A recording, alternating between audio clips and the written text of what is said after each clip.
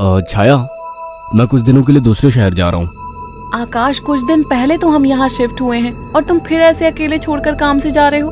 अरे तो नया शहर है, घूम आया करना, और मैं कॉल करता रहूंगा। ठीक है, मैं रोकूंगी तो रुकोगे थोड़ी ही।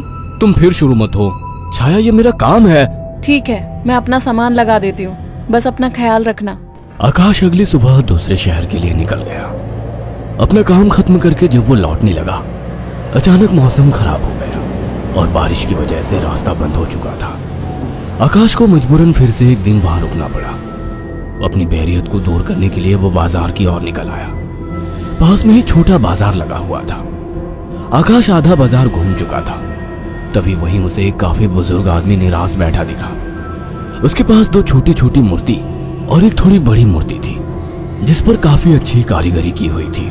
बाबा, आप क्यों परेशान हो?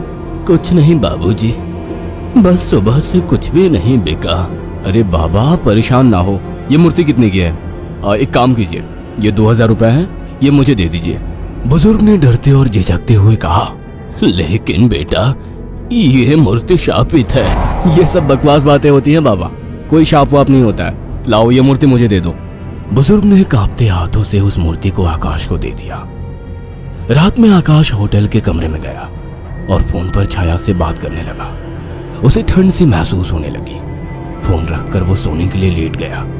रात गहरी हो चुकी थी, बारिश की वजह से ठंड थी, पर उसे अचानक गर्माहट महसूस होने लगी। उसे अच्छा लग रहा था। उसे महसूस हुआ जैसे कोई उससे चिपक कर लेटा हो। मीठी सी खुशबू, रेशमी बाल, दूसरे जिस्म की गर्मी, मानो छाया ही उसके पास हो।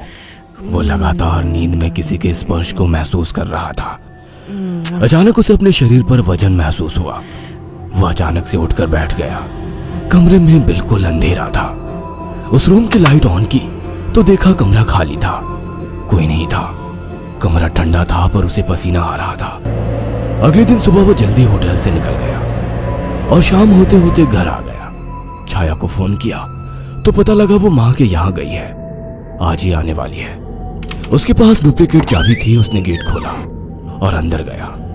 थोड़ी देर बैठने के बाद नहाने चला गया। उसे बाथरूम में जाने के बाद ऐसा लगा बाहर कोई है। वो जैसे ही निकला उसको कोई नजर नहीं आया। वो ऊपर गया और उसे एक परछाई नजर आई। कौन है? छाया, मजाक मत करो, मुझे ऐसा मजाक पसंद नहीं है। तभी दरवाजे की डोरबेल बजी। जाकर देखा तो छाया थी। आकाश उसे देखते ही खुश हुआ और उसे गले लगा लिया। तुम सही वक्त पर आ गई, मुझे लगा कोई ऊपर है। ऊपर कौन है? मेरी कोई सौतन ले आए हो क्या? कैसी बात करती हो? अच्छा छोड़ो, मैं कुछ खाने का बना लूं, फिर बात करते हैं। हाँ ये ठीक है, मुझे ही भूख लगी है। अच्छा ये देखो कितनी सुंदर मूर्ति है। खाने के बाद वो अपने दोनों कमरे में प्यार की बातें करते हुए अपने निजी पलों के आनंद में लीन होकर सो गए। मगर आधी रात को आकाश को वही खुशबू स्पर्श महसूस हुआ। उसे लगा छाया को आज ज्यादा ही प्यार आ रहा है और वो जो कर रही है करने दूं। छाया इस बार काफी उत्तेजित लग रही थी। आकाश को भी आनंद आ रहा था। अंधेरे में छाया ने आकाश के सारे कपड़े उतार दिए और पागलों की तरह उसके जिस्म को चूमने लगी। आकाश भी पूरी तरह से उत्तेजित हो गया था। छाया की गरम गरम सांसें आकाश को पूरी तरह से पागल बना दे रही थी और वासना का खेल चरम सीमा तक पहुंच गया। कुछ ही पलों का वासना का वेग लंबी लंबी और गहरी सांसों के बीच शांत हो गया। सुबह आकाश ने देखा छाया जाग चुकी थी। छाया चाय लेकर आकाश के पास आ गई। उठो, चाय पी लो। वह चाय के लिए उठा तो छाया बोल उठी, ये मूर्ति लेकर कब से सोने लगे तुम? अरे ये तो साइड में रखी थी, वहां बिस्तर में कैसे आ गई? आ गई होगी। एनीवे, चलो तैयार हो जाओ, ऑफिस जाओगे ना? लाओ, इस मूर्ति को मैं रख देती हूँ। थोड़ी देर बाद छाया कमरे में सफाई करने गई। वो काम में बिजी थी, पर उसे लगा जैसे मूर्ति उसे देख रही है। जैसे उसने मूर्ति की तरफ देखा, मूर्ति अपनी जगह जैसी थी वैसे ही रखी थी। छाया काम खत्म करके कमरे से निकलने को हुई तो अचानक मूर्ति गिर गई। छाया ने पलट के मूर्ति को उठाया। अचानक मूर्ति मुस्कुराई। छाया डर गई और मूर्ति हाथ से छूट गई। डरते डरते उसने मूर्ति को उठाया तो उसने देखा वो सामान्य थी। शैतान मूर्ति डराती है मुझे। ये कहकर उसने मूर्ति को अलमारी में रख दिया। काम खत्म कर छाया नहाने गई और जैसे ही उसने कपड़े उतारे और पानी का नल खोला, गर्म पानी उस पर गिरा। वो चिल्ला उठी और बिना कपड़ों के बाहर निकलकर भाग आई। उसके जिस्म पर छाले हो चुके थे। उसने आकाश को फोन किया। आकाश तुरंत चला आया और उसको अस्पताल ले गया। आकाश ने ऑफिस से कुछ दिन की छुट्टी ले ली। छाया, ये सब कैसे हुआ? पता नहीं, नल से गर्म पानी अचानक निकला। मुझे सब अजीब सा लग रहा है, मानो मुझे कोई देख रहा हो। तुम आराम करो, मैं कुछ खाने को लेकर आता हूँ। छाया लेटी हुई थी। अचानक उसने ध्यान दिया, मूर्ति उसकी ही तरफ घूर रही थी। अचानक उसे याद आया कि मूर्ति को तो उसने अलमारी में रख दिया था।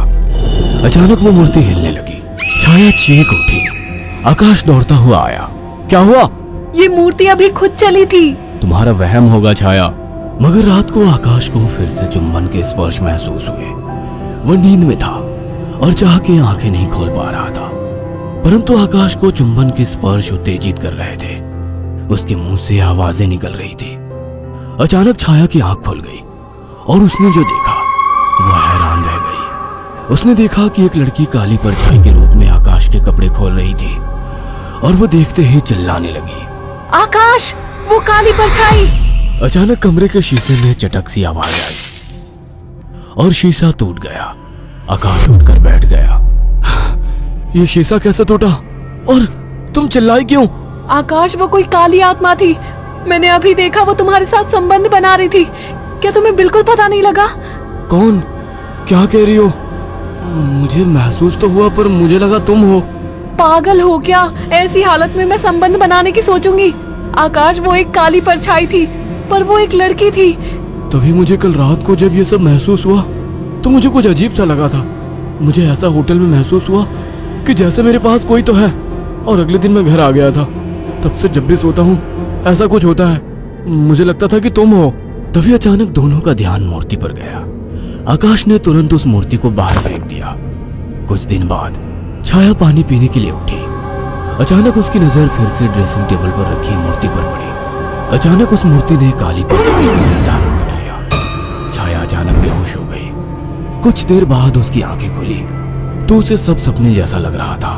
अचानक वो किचन में चली गई। तभी वहां आकाश आ गया। अरे, पहले ठीक तो हो जाती। मैं तो ठीक हूँ। अच्छा।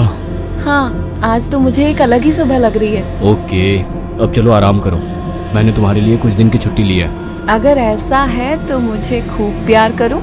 आज आकाश को छाया कुछ बदली बदली सी लग रही थी। खाने के वक्त भी छाया काफी अजीब तरीके से खा रही थी, जैसे वो बरसों से भूखी हो। छाया, क्या हुआ? आराम से खाओ। रात ठीक से खाया नहीं था ना, तो मुझे जोरों की भूख लग रही है। वैसे आज मीट बना काफी अच्छा है। हाँ? गांव में अम्मा ने सिखाया था। अम्मा ने? कौन सी अम्मा ने? तुम तो कभी गांव गई ही नहीं। वो सब छोड़ो, सुनो ना, मेरा मन रोमांस का हो रहा है। तुम्हें लगता है ये सही वक्त है? प्यार करने का कोई वक्त नहीं होता। अचानक छाया आकाश से जाकर लिपट गई। उसके जिस्म को चूमने लगी। आकाश ने देखा छाया ने आज साड़ी भी अलग तरीके से बांधी थी। दोनों के बीच संभोग क्रिया होने लगी। दोनों काफी उत्तेजित थे। अचानक आकाश को फिर से छाया में वही खुशबू और स्पर्श महसूस हुआ। छाया आकाश को छोड़ने का नाम तक नहीं ले रही थी। आकाश को महसूस हुआ ये छाया नहीं है। आकाश ने एक झटके से छाया को धक्का दे दिया। रुक क्यों गए? प्यार करो मुझे, रुक क्यों गए? आवाज में भारीपन था। आकाश की आंखें बंद थी, पर जैसे ही उसने आंखें खोली, जिसमें छाया का था लेकिन चेहरा किसी और का था। आकाश ने कांपती आवाज में कहा, मेरी बीवी कहाँ है? छाया के चेहरे के हाव भाव बदलने लगे। उसका चेहरा सफेद और आंखें काली थी। वो गुस्से में बोली, मुझे पसंद नहीं थी वो, मार डाला उसे। अचानक वो एक परछाई में बदल गई। उसने अपने लंबे और पहने दांत आकाश की गर्दन में गाड़ दिए।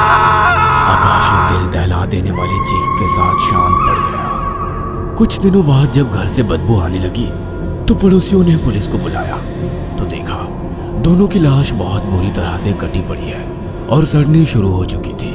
पुलिस को लाशों के पास से वो मूर्ति मिली थी। अगर आपको हमारी ये कहानी पसंद आई हो तो इसे लाइक और शेयर करना ना भूलें। साथ ही ऐसी और नई कहानियों के अपडेट्स पाने के लिए हमारे